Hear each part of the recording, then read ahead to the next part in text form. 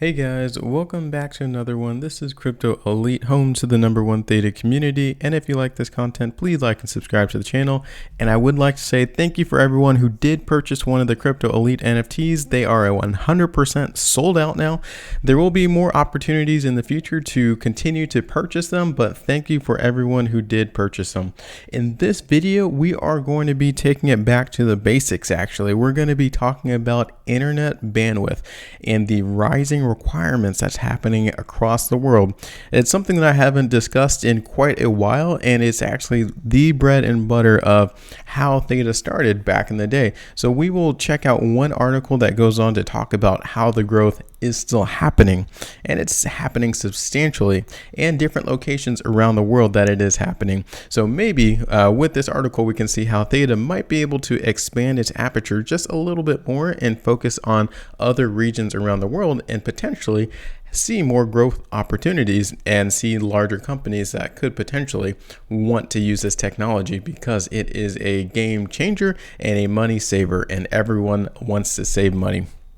So let's dig into that article, and it has to do with internet bandwidth rising internationally amidst slower growth pace. And I will link this in the description below, but it's a very quick read, and I think there's a lot of good information here as far as the statistics and the numbers. So market research has shown that global internet bandwidth has risen by 28% in 2022, and that's just 1 year, rising 28%. That's actually quite a bit. So that's 997 TBPS with a 4-year compound annual growth rate of 29%, which is also a very, very large growth rate as well. Using the law of 72, we can see that the requirement's going to double every approximately 2 to 3 years, which is insane. That's a lot of growth.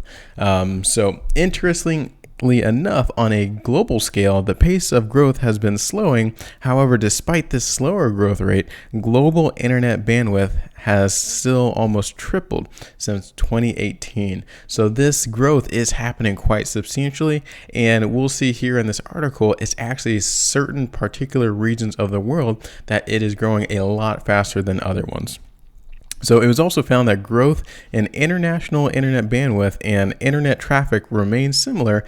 Average and peak international internet traffic increased at a compound annual rate of 30% between 2018 and 2022, and that's just slightly above the 29% for the same period.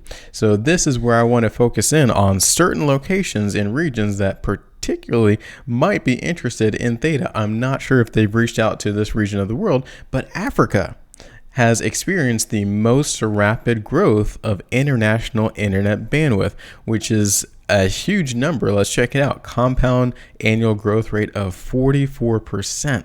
And that is a humongous number, guys, between 2018 and 2022. And 44%, once again, using that law of 72, every 1.5 to 2 years, they are doubling the requirement. So there are new startups all over the place in Africa that could use this technology. And we'll circle back to some of the white papers from Theta here in a second, because it saves money. And that is something that all these companies will need, especially if we go into a somewhat recessionary global environment. Everyone is going to need to save money. So right behind Africa, Asia sat just behind with a 35% compound annual growth rate for the same period. And then following the COVID-19 traffic surge in 2020, a global return to more typical usage pattern meant a decline in average peak utilization rates, which that does make sense because during the pandemic, everyone had to stay home. While they were staying home, they were just binge watching HBO Max, Netflix, etc.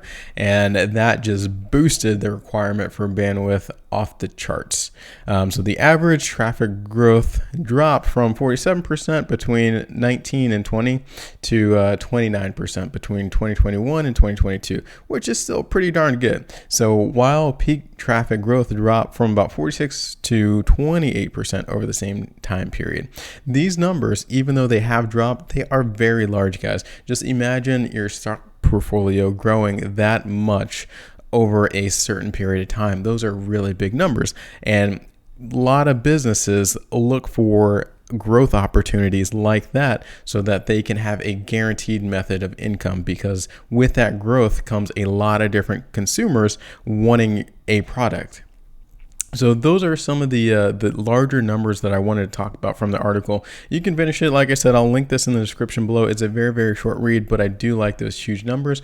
But that kind of brings me back to the basics, like I said. So we're going to check out some of the white papers and see how Theta actually helps solve this. So if we go back to one of the first white papers that they have, it's actually the 2.0 white paper. You can get this from the Theta docs. If you go to thetatoken.org, select docs, and then from there you can track down the white papers. Like I said, I do like this one because this one is one of the originals. They go on to talk about how the growth of video traffic was presumed, and I believe this came out in I want to say 2017. So they were forecasting 18, 19, and 20, and from there we can see that it has exploded even more. A lot of it was the pandemic, but there is still huge amounts of growth that is happening. And then they go on to talk about with higher quality video, as we know, 1080p is kind of the standard, but 4K is coming up very soon. And with Facebook changing their name to Meta and pushing everything into the metaverse, very soon we're going to start needing that virtual reality high quality definition, that 8K and 16K. So there's a lot of bandwidth requirements coming up very soon. And the thing I wanted to highlight is the opportunity on page 9 that they focused on. So the company's mission is to leverage blockchain technology to create the first decentralized video streaming and delivery network whereby video viewers are incentivized to share redundant computing and bandwidth resources to address the video streaming challenges, which are even greater than they were when this white paper came out. So viewers around the globe can contribute their devices as caching nodes, where they form a video delivery mesh network that is responsible for delivering any given video stream to viewers anywhere around the world that's optimized for local viewing. And Theta, they go on to talk about how specifically they do that, and I won't get into that, but that is big picture what they are doing. So to encourage viewers to do this, they introduce the Theta token as the incentive mechanism, and also TFUEL, which is talked about in later videos, but the full launch of the Theta protocol introduces a new blockchain and a native token structure where caching nodes can earn tokens for caching and relaying video streams to other viewers. Viewers optionally earn tokens from advertisers as engagement rewards, and then streaming sites and platforms can drive incremental new revenue through sales of premium goods and services. And then advertisers fund advertising campaigns with tokens to support influencers, streaming sites, and viewers. And then lastly, this is the big one, streaming sites and platforms can offload up to 80% of CDN costs. So that humongous money savings platform is what the Theta network is going for. And that is a part of it, which I don't have a tab open for right now, is the Theta Video API. That on Theta Video API, it's a more up-to-date number, but it's closer to 60% savings from those CDN costs, which is huge. And like I said, an upcoming recessionary environment globally.